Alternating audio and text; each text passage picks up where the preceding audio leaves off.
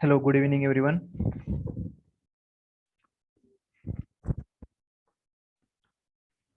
Let's continue our practice set 3.5, the last chapter. Last practice set.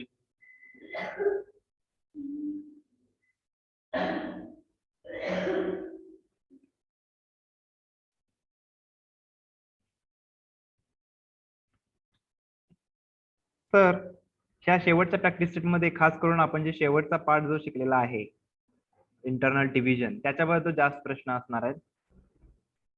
तर ते आपल्याला कळायला आहे की ते लक्षात कसं ठेवायचं, तो फॉर्म्युला कसा तयार करायचा आहे याची आपण ट्रिक आपण सांगितलेली आहे लास्ट 2 लेक्चर्स मध्ये. तर त्याचाच वापर करून सिम्पली हे उदाहरण सोडवायचे. खूपच सोपी सोपी उदाहरणं असणार आहे, तुमच्या लक्षात येतील. फक्त आपल्याला बेसिकली लक्षात आलं पाहिजे की काय हवं आहे आणि कोणत्या प्रकारचा फॉर्म्युला तिथं उपयोग करायचा आहे. याच्यासाठी सर्वात प्रथम पहिले एक्झाम्पल घेऊया आपण. तर या एक्झाम्पल मध्ये आपल्याला काय सांगितलेलं आहे,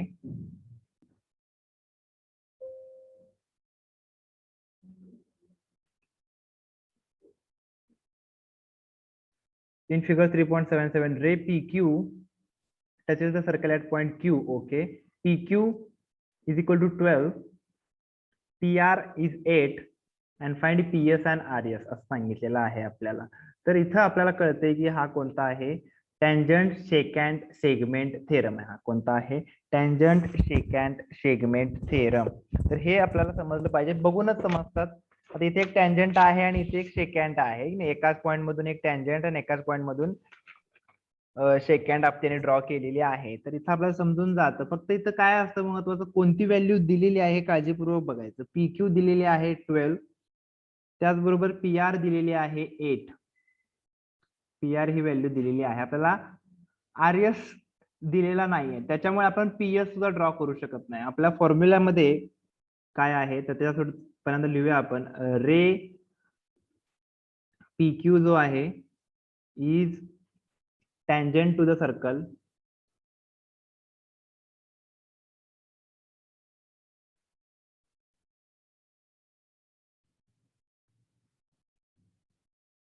and segment PS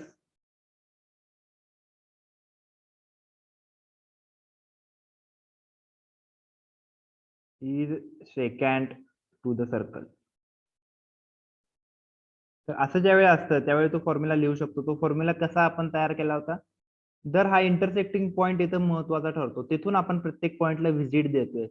सुरुवातीला आपण सेकंड कडे गेलो तर सुरुवातीला आपण एका एंड पॉइंटची जावा, कोणत्याही एंड पॉइंटची PS, दुसरा एंड पॉइंट PR आणि is equal to PQ square असणार आहे. कारण इथं आपल्याला 2 वेळा जायचंय, त्यामुळे PQ स्क्वेअर येते. रिझन लिहायला विसरायचं नाही, टँजंट सेकंड सेगमेंट थेरम.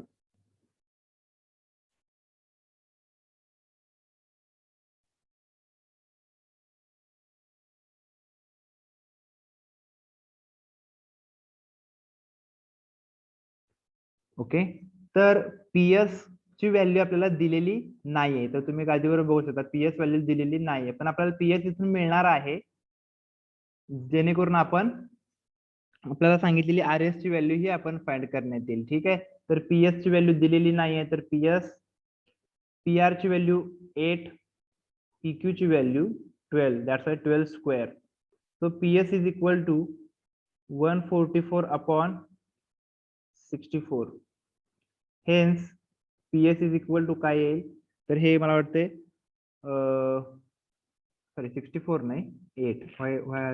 64 कसं काय लिहिलं, हे 8 इकडे येऊन 8 1 8 64 18 युनिट्स हे त्याचं येणार आहे answer. But this is PS. काळजीपूर्वक बघायचं आपल्याला काय त्या फॉर्म्युल्यातून मिळतो, PS मिळत असतो, जो की 18 आलाय. पण आपल्याला विचारलेलं काय आहे, आपण गडबडीत आपला फॉर्म्युला पण चुकवू शकतो कधी कधी. हे कसं होतंय, हे बाहेर पॉइंट आहे म्हणलं आपण काय करणार, यांचा आणि यांचा गुणाकार करून लिहितो. हा फॉर्म्युला तर प्रथम कसा आहे काळजीपूर्वक बघा. ह्याच्यापासून एकदा PR आहे आणि P पासून S असतो, सेगमेंट आपल्याला टोटल सेगमेंट त्यामध्ये मिळत असतो PS. पण आपल्याला विचारलेला आहे RS, दॅट्स वाय PS मधून आपल्याला PR वजा केल्याशिवाय RS येणार नाहीये. त्याच्यामुळे इथं काळजीपूर्वक बघायची गोष्ट ही आहे की हेन्स आपण लिहू शकतो पीएस ला कसं, तर R S plus P R, कारण की S dash R dash P आहे.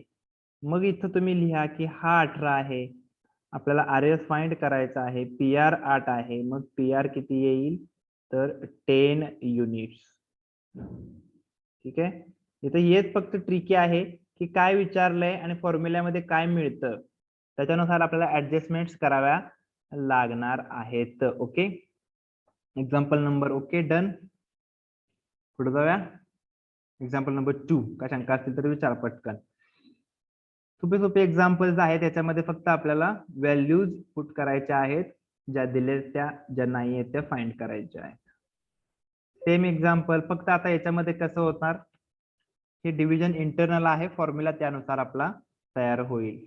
इथं पण जे आहे ते सुरुवातीला लिहायचं आहे. काय आहे इथं, कॉर्ड्स असतात. कॉर्ड्स यमन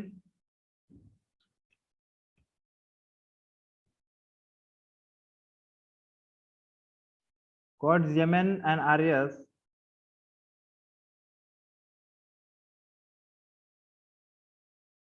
intersect internally, हा शब्द महत्वाचा आहे, internally at point D in the circle. Okay, तर काय होतंय मग, त्याच्यामुळं मी फॉर्म्युला लिहितो. आता फॉर्म्युला लिहिताना मी पुन्हा त्या गोष्टी सांगतोय कसा फॉर्म्युला लिहायचा आहे. तर तो इंटरसेक्टिंग पॉइंट महत्वाचा असतो, त्याच्यापासून प्रत्येक पॉइंटला व्हिजिट द्यायचा आहे 1 बाय 1 कॉर्डनी. पहिल्यांदा आपण एम एन कॉर्डला जर म्हणलं तर डी पासून तुम्ही एकदा एम कडे जाणार आहात, इंटू डी पासून एकदा एन कडे जाणार आहात, इज इक्वल टू दुसरी कॉर्ड डी पासून एकदा एस कडे जाणार आहात आणि डी पासून एकदा आर कडे जाणार आहात. एका कॉर्ड साठी तुम्ही पहिल्यांदा एन कडे जावा किंवा एम कडे जावा, फरक पडत नसतो, because this is a multiplication. तसंच येतं सुद्धा, तुम्ही कुठेही जावा फरक पडणार नाही. बट महत्वाचं काय आहे, एका कॉर्डची इकडे आहेत आणि दुसऱ्या कॉर्डची या साईडला आहेत, हे फक्त याच्यात लक्षात ठेवायचं आहे. रिझन काय लिहायचं आहे, तर theorem of internal division. Internal division असा शब्द आला पाहिजे.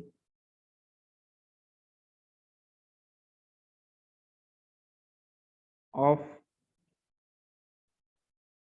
कॉर्ड.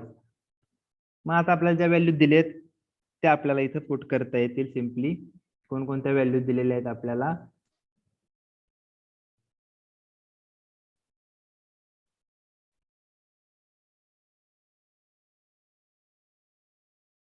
अच्छा इथं वरती आर एस हवं होतं, बरोबर, इथं आर एस हवा आहे पी एस च्या जागी. ठीक आहे, DM into DN DS into DR आपल्याला दिलेल्या कोणकोणत्या वेळेत, पर आर आर डी दिलेली आहे, आर डी म्हणजे ही व्हॅल्यू दिलेली आहे डीआर. त्यानंतर डीएस दिलेली आहे, ही डीएस दिलेली आहे. त्याच्यानंतर एम डी म्हणजे डीएम दिलेली आहे. आपण डी पासून लिहायला चालू करतोय, त्यांनी उलट सेगमेंटची नावं दिलेली असतात, त्याच्यामुळे काय होतंय, तर आपलं कन्फ्युजन होऊ शकतं. पण ते फक्त चेक करायचं की आपल्याला एमडी दिले का डीएम दिले. तर एमडी इथं व्हॅल्यू दिलेली आहे, ती डीएम ची असणार आहे 8. डीएन ची व्हॅल्यू आपल्याला नाही माहिती. डीएस ची व्हॅल्यू दिलेली आहे इथं 4 आहे आणि डीआर ची व्हॅल्यू सुद्धा दिलेली आहे जी की 15 आहे. तर आहेत त्या व्हॅल्यूज पुट केलेल्या आहेत, त्याच्यामुळे काय वेगळं केलेलं नाही आहे. आणि डीएन फाइंड करतोय आपण, काय होतंय 15 चोक 60, 60 अपॉन 8.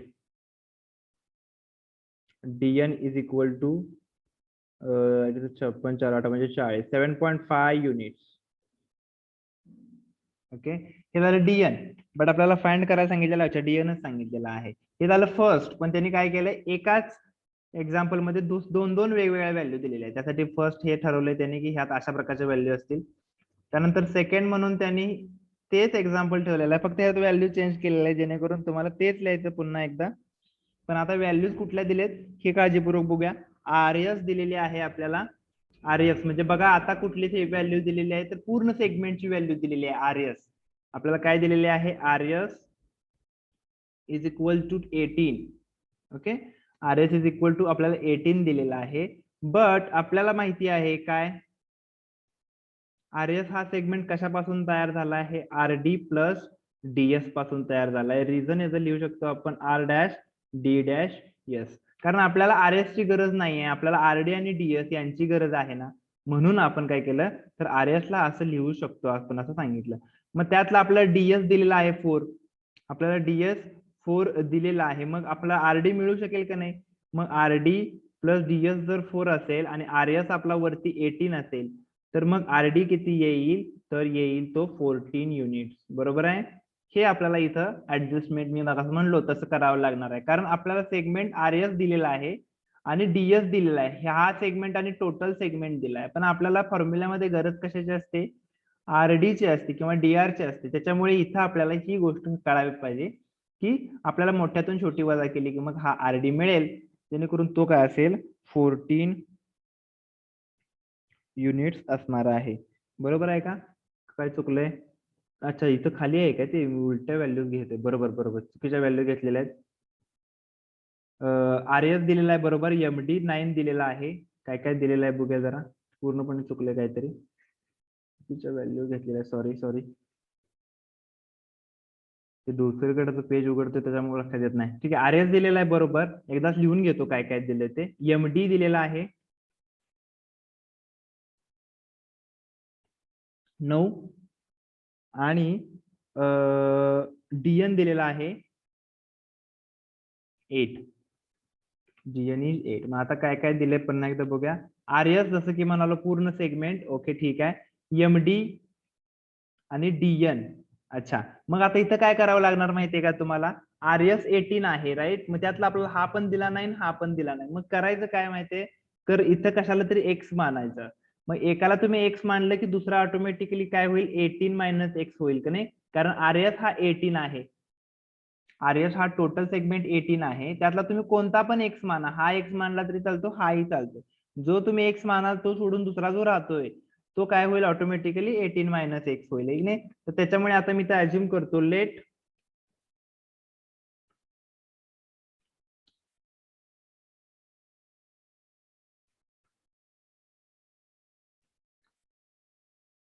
मी डीएस सेगमेंट अज्युम करतो, DS is equal to X. Hence काय होईल, माझा आरडी सेगमेंट होईल 18 मायनस एक्स, कारण की आर एस दिलेला आहे 18 and RS is equal to RD plus DS आहे, म्हणून काय होईल तो 18 मायनस एक्स होईल. आता मी पुट करू शकतो, नाऊ फॉर्म्युला लिहितो मी. फॉर्म्युला कसा लिहितो, तर डी पासून बघा कसा लिहिला, M D into N D is equal to S D into R D. आता मी पहिल्यांदा डी लिहिलं नाही तरी तुम्ही गोंधळून जाऊ नये म्हणून मी दुसऱ्या पद्धतीने लिहिलं, पण महत्वाचं काय आहे, इकडून इकडे जावायलाच पाहिजे किंवा इकडून इकडे या, राईट. एमडी म्हणा किंवा डीएम म्हणा चालणार आहे, काय फरक पडत नाही. त्यामुळे आपल्याला गोंधळ फक्त होऊ नये म्हणून मी दोन्ही गोष्टीमध्ये लिहित असतो, जेणेकरून तुम्हाला समजावं. आता एमडी डीएन आरडी आणि डीएस लिहिलेला आहे, तर याच्यामध्ये आता व्हॅल्यूज पुट करू शकतो. एमडी दिलेली आहे 9 into 8 is equal to S D आपला एक्स आहे इंटू 18 मायनस एक्स. आता याचं काय होणार आहे, याचं होणार आहे क्वाड्रॅटिक इक्वेशन. बघा, हे होईल 72, हे होईल 18x, एक्स ने आत गुणलेला आहे आणि मायनस एक्स स्क्वेअर. सर्वजण मी लेफ्ट साइडला आणले तर x square minus 18x plus 72 is equal to 0. हे क्वाड्रॅटिक इक्वेशन आपण कसं सोडवणार आहे, 7 to 2 चे पार्ट काय होतील, 12×72 होईल राईट. त्याच्यामध्ये दोघांनाही मायनस मायनस चिन्ह द्यावं लागेल. X square minus 12x minus 6x plus 72 is equal to 0. X common आला तर एक्स मायनस 12 राहील आणि इथे कॉमन येणार आहे मायनस 6, जेणेकरून एक्स मायनस 12 इथं सुद्धा कॉमन येईल. Hence x minus 12 x minus 6 is equal to 0. म्हणजेच एक्स इज इक्वल टू 12 और एक्स इज इक्वल टू 6. ठीक आहे. आता तुम्ही यातली कुठलीही व्हॅल्यू घ्या, 12 घ्या किंवा 6 घ्या, कुणाची व्हॅल्यू आहे ही व्हॅल्यू डीएस ची आहे. आता इथे तुम्ही बघू शकता लॉजिकली डीएस ची व्हॅल्यू तुम्ही 6 घेतली पाहिजे, मग ही 12 होईल राईट. Logically, right. पण इथं तुम्ही 12 घेतली ही, तर ही 6 होईल. काही हरकत नाही, तुम्ही कुठलीही व्हॅल्यू घ्या. आपण जी पुट केलेली आहे डीएस एक्स, त्यामुळे एक्स ची तुम्ही कोणतीही व्हॅल्यू घ्या, चालेल. लॉजिकली आपण घेऊया छोटी म्हणण्यापेक्षा डीएस आपला काय आहे, छोटा आहे, त्याच्यामुळे आपण त्याला लहान घेऊया. हेन्स डीएस च्या व्हॅल्यू दोन्ही लिहून लिहिल्या तरी चालतील. डीएस इज इक्वल टू, आपल्याला डीएसच विचारलेला आहे, राईट, फक्त. यस, त्यामुळं दोन्ही लिहा. DS is equal to 12 units और DS is equal to 6 unit. दोन्ही व्हॅल्यू काय होतात, चालतात. समजलं. अशा प्रकारे हे थोडस येतं कधी कधी, की आता मोठा सेगमेंट दिलेला असतो, मग त्यातला एक एक्स मानून दुसरा मग राहिलेला ऑटोमॅटिकली काय येतो ते आपल्याला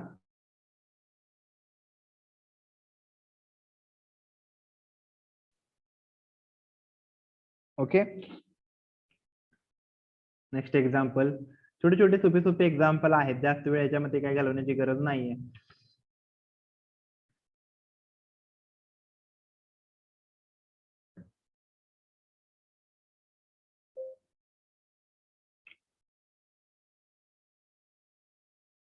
काय सांगतायत ह्या एक्झाम्पल मध्ये, example number 3. In figure, O is the center of the circle. Okay. B is the point of contact. Okay. O is perpendicular आहे. बघा, आता हा थेरम आपल्याला सगळ्यात पहिल्यांदाच आलेला आहे, मागील वर्षी झालाय बहुतेक. तर ज्यावेळी आपण कॉर्ड वरती परपेंडिक्युलर काढतो, त्यावेळी कॉर्डला आपण काय करत असतो, बायसेक्ट करत असतो. तर ते सुद्धा इथं वापरावं लागणार आहे. O is perpendicular to AD. AB is 12. AB ची व्हॅल्यू 12 आहे, AC ची व्हॅल्यू 8 आहे. AB ची व्हॅल्यू 12 आहे, AC ची व्हॅल्यू दिलेली आहे, राईट. AC ची व्हॅल्यू 8 आहे. ठीक आहे, जे दिलंय ते सुरुवातीला लिहूया आपण. आणि आपल्याला फाइंड करायचं एडी डीसी आणि ईडी सगळंच फाइंड करायचं थोडक्यात, काय हरकत नाही. तर बघा, जे दिलंय ते सुरुवातीला लिहूया. लाईन AB जी आहे ती काय आहे, टँजंट आहे. Line AB is tangent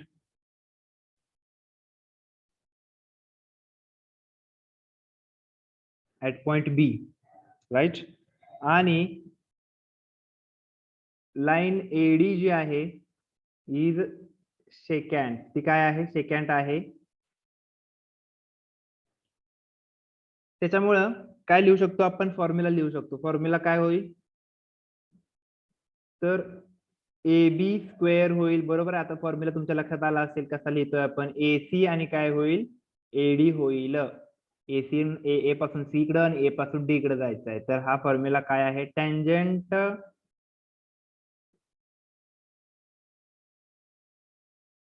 secant segment theorem.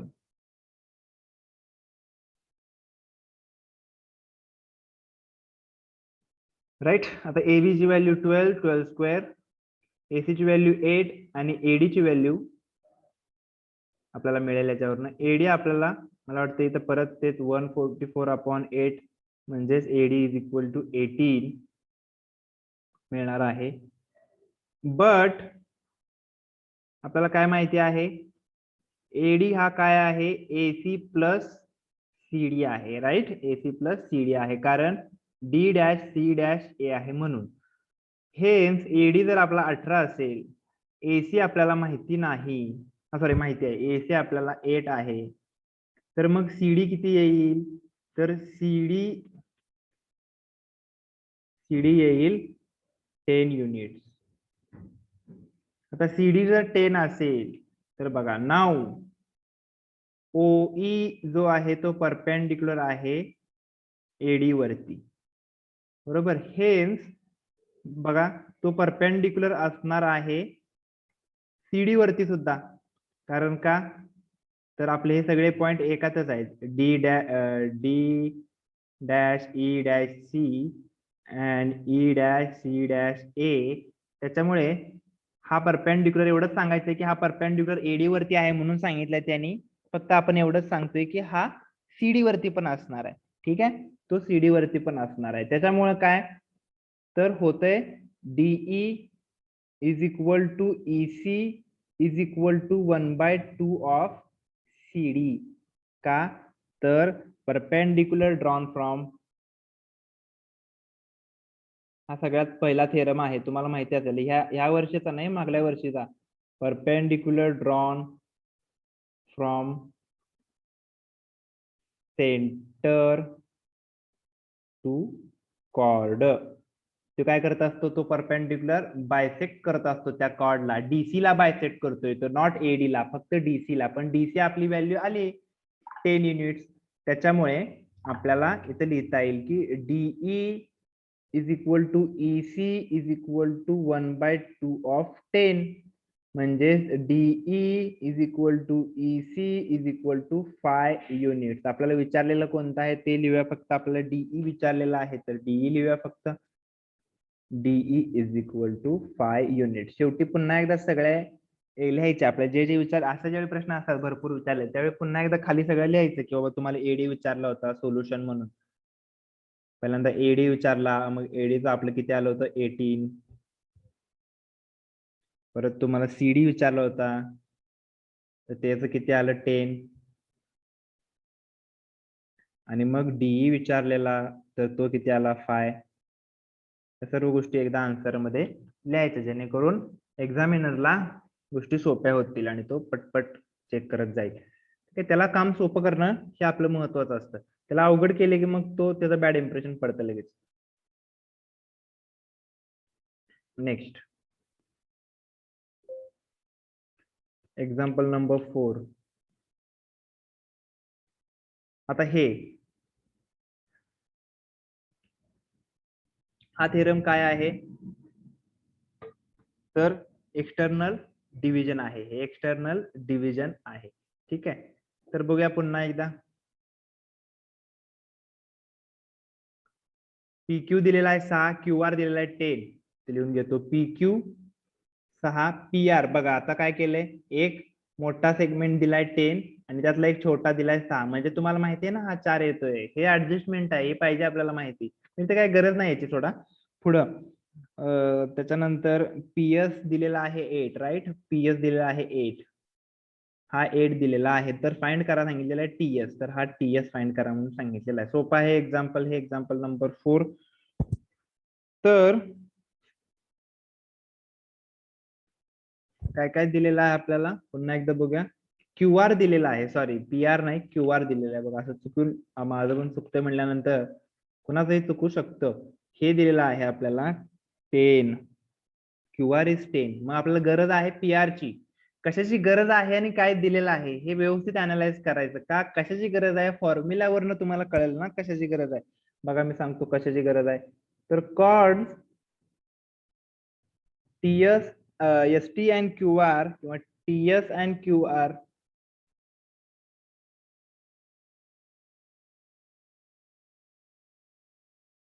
intersects externally at point P. म्हणून मग मी कसं लिहिणार, जिथे इंटरसेक्टिंग पॉइंट आहे त्यापासून.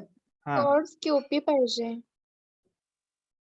कॉर्ड QP कशी असेल, इथून आहे ना, हे कॉर्ड म्हणजे आतली असते, ही बाहेर झाली.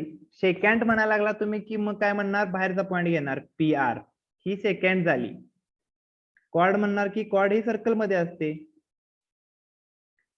सॉरी QS लिहिले काय मी, QR पाहिजे सर. QR पाहिजे, राईट. QR पाहिजे, राईट, बरोबर.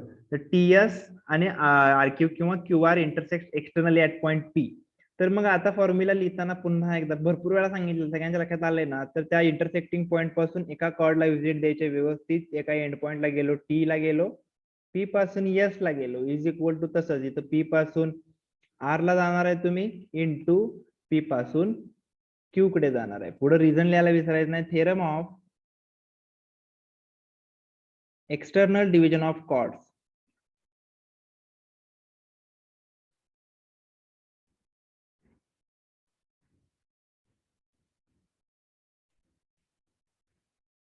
ठीक आहे, तर इथं आता आपल्याला कशा कशाची गरज आहे आणि काय दिलंय. आपल्याला PT पाहिजे ना, PT तर आपल्याला मिळणार आहे. ठीक आहे, मिळेल आपल्याला, ते माहिती नाहीये कारण आपल्याला TS माहिती नाही, तर PT कसा माहिती असेल हे तर ठीक आहे. बट PS पीएस ची व्हॅल्यू ही आपल्याला दिलेली आहे, पीआर ची व्हॅल्यू आपल्याला मिळू शकते, हे इथं अनालाइज करायचं की ही पीआर ची जी व्हॅल्यू आहे हे दोघांची बेरीज केल्यानंतर मिळणार आहे ना, म्हणून मग ह्याला थोडा वेळ बाजूला ठेवा, वाटल्यास इक्वेशन नंबर 1 देऊन थोडा वेळ काय करा, त्याला बाजूला ठेवा. नाव म्हणा आपला जो पीआर सेगमेंट आहे तो काय आहे, P Q plus Q R आहे, because of P dash Q dash R मुळे. त्याच्यामुळे पीआर सेगमेंटची व्हॅल्यू माझी येणार आहे, पी क्यू ची व्हॅल्यू आहे 6 आणि आर क्यू ची व्हॅल्यू आहे 10. दॅट्स वाय पीआर माझा येणार आहे 16 युनिट्स. हा तुम्हाला काढावा लागतो, तुम्ही जरी तोंडी करू शकत असाल ती गोष्ट तर ही करावी लागणार आहे, लक्षात ठेवा. आता लिहा फ्रॉम 1. आता तुम्ही डायरेक्टली व्हॅल्यू पुट केली तर चालतात, कारण हे तुम्ही ऑलरेडी फॉर्म्युला लिहिलेला आहे. नसेल तर हे अगोदर करून घेणं खरं तर गरजेचं असतं, पण हे आपल्या लक्षात नंतर आलं तरी काही हरकत नाही, खाडाखोड करायची नाही. हे तुम्हाला खरं तर अगोदर कळायला पाहिजे की हे पीआर आपल्याला इथे लागणार आहे, मी अगोदरच करून घेतलं पाहिजे. पण नाही कळालं तरी सुद्धा चालतं, काय हरकत नाही. तुम्ही परत फॉर्म्युला लिहिला तरी चालतो, पण हा फॉर्म्युला खोडून उगाच खाडाखोड करायची नाही. आहे असं तुम्ही नाही लिहिलं तर चालतं. पीटीच्या ठिकाणी मग मी लिहितो पीटी, कारण पीटी माहिती नाही, पीटी इंटू पीएस माहिती आहे 8, पीआर आता मला समजलेला आहे 16 आणि पीक्यू आहे 6. हे पीटी किती येणार आहे, 16 इंटू 6 अपॉन 8 म्हणजे पीटी येईल 12. 8 दुनी 16 आणि 6 दुनी 12, तर पीटी येणार आहे 12 युनिट. बट आता पुन्हा एकदा, पण पीटी विचारलेलाच नाही आपल्याला, आपल्याला विचारलेला आहे काय, पीटी इज इक्वल टू काय आहे, तर पीएस प्लस टीएस. कारण की P dash S dash T आहे, 3 पॉइंट काय आहेत, कोलिनियर आहेत म्हणून. मग पीटी आपला 12 आहे, पीएस आपला 6 आहे, पीएस किती आहे, पीएस 8 आहे, सॉरी पीएस 8 आहे, तर टीएस किती येईल, टीएस येईल मग 4 युनिट्स. अशा प्रकारे ह्या गोष्टी सोडवायच्या. फॉर्म्युला एकच आहे, पण ऍडिशन बेरीज करून आपल्याला ज्या गोष्टी हव्या आहेत त्या काढायच्या, ज्या माहिती आहेत त्याच्यावरून नवीन माहिती काढायची. जसं की ह्या 2 माहिती होते, मग आपल्याला हवं काय होतं पीआर, मग ह्याच्यापासून ते काढायचं, त्याचा उपयोग करायचा, फॉर्म्युला व्यवस्थित लिहायचा, फॉर्म्युलाच्या ठिकाणी त्याचं रिझन लिहायला विसरायचं नाही, आणि शेवटी युनिट लिहायला पण विसरायचं नाही. ओके,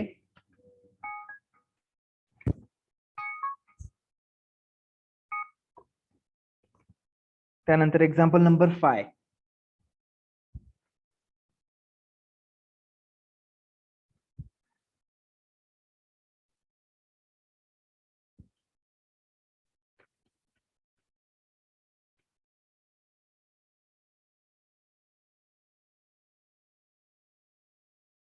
आता हे ह्या टाईपचे जे एक्झाम्पल असतात तिथं थोडंसं आपल्याला काय करावं लागतं की आपल्याला प्रोसिजर लक्षात ठेवावी लागते. हे एक्झाम्पल आपण कसं सोडवलं होतं, हे आपण डायरेक्टली तिथे विचार करत बसला कसं सोडवू तर वेळ तुमचा खूप जाणार.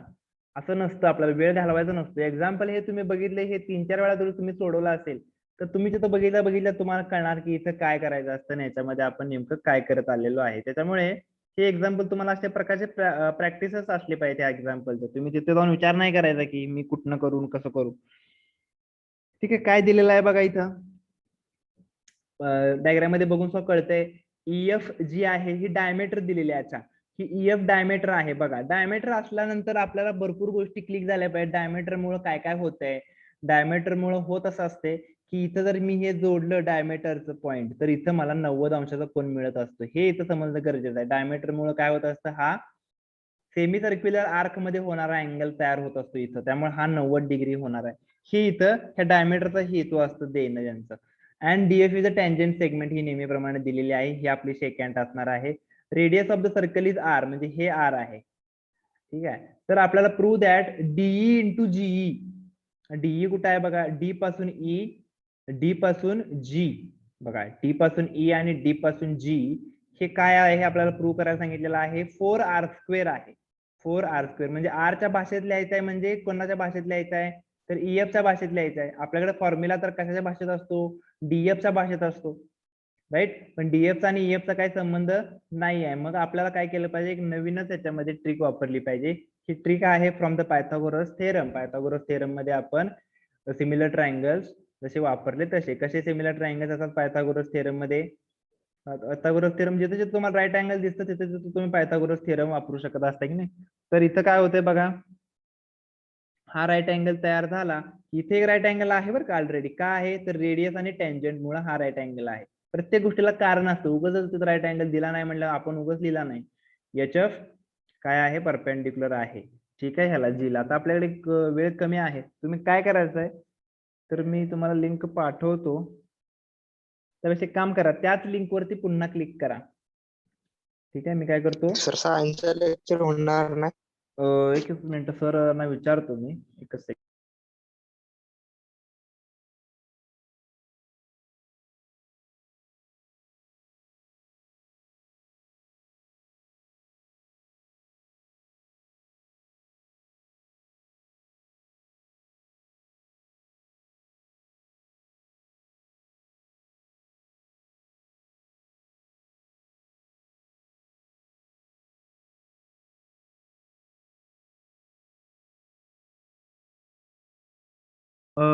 ठीक आहे, सायन्सचं लेक्चर होणार आहे. मग काय आपल्या नेहमीच्या टाइमला होईल 5:55 ठीक आहे, 15 मिनिटाची विश्रांती. आता हे एक्झाम्पल आपण उद्या बघूया, काय हरकत नाही. मग आपला पुढे प्रॉब्लेम सेट कंटिन्यू होईल. हा अंकिता मगदुम तुम्ही विचारला प्रश्न